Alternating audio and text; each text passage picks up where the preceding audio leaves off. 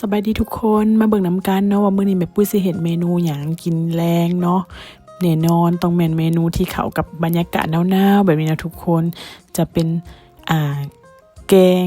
เกี้ยวเนาะฮ้อนๆทุกคนแบบ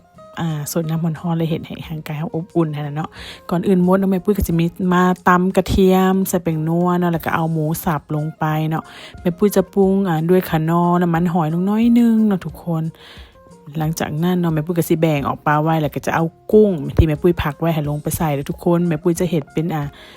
เห็ดใจของเกี้ยวนะทุกคนพอดีไปสบายดีมินิมาร์ทเลยเห็นเป็นขายแผ่นเกี้ยวลองซื้อมาเห็ดเบิ่งเนาะก็เป็นครั้งแรกคือกันนะทุกคนเด้อ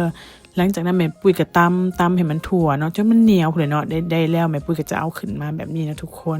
แม่ปุ้ยจะเตรียมมาห่อเด้อมันนี่เด้อห่อเป็นลูกสาวเพิ่นเป็นคนห่อให้เนาะก่อนอื่นเพิ่นก็สิเอาน้ำมันมาทาอ้อมๆนะก่อนนะทุกคนแล้วก็จะเอาใจที่แม่ปุ้ยตำไว้ในใส่เนาะใส่มันเนาะแล้วเพิ่นก็จะมาฮีดวางเพิ่นทาน้ำมันใส่มันติดเนาะอันนี้มันเป็นแม่ปุ้ยเห็ดเนาะเป็นแบบนี้ลูกสาวเพิ่นเห็ดบ่เป็นแม่ปุ้ยก็ลองมาเห็ดได้สำเร็จก็เอาสำเร็จนะทุกคนเนาะสำคัญคือความแซ่บทางในเนาะมานี่มาเบิ่งน้ำกันเนาะเฮาสิมาข้างหม้อน้ำซุปเลยเนาะก่อนอื่นก็ใส่ข่านอใส่เกลือลงไปหน่อยนึงใส่น้ำปลาใส่พริกไทยเนาะหัวไชเท้าแล้วก็แครอทได้ทุกคนแครอทก็เห็ดเป็นรูปดอกไม้แบบนี้งามๆเลยเนาะหลังจากหม้อฟดแล้วเนาะแม่ปุ้ยก็สิเอาหมูสับที่ปุ้ยแบ่งไว้ให้ลงไปแล้วก็มีหย่อนำด้วยทุกคนเด้อหย่อซื้อมาแต่งงานไอเทคก็เลยเอามาลงใส่น้ำเนาะให้มันมีหลายๆอย่างค่ะนะหลังจากหม้อฟดแล้วเนาะแม่ปุ้ยจะเอาเกี๊ยวที่แม่ปุ้ยห่อไว้ให้ลงไปเด้อทุกคนหลังจากเกี๊ยวสุกแล้วเนาะแม่ปุ้ยก็สิเตรียมเอาเต้าหู้นี่ใส่เนาะแล้วก็ผักบัวจีนเนาะทุกคน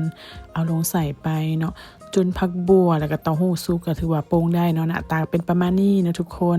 ต่อไปแม่ปุ้ยจะ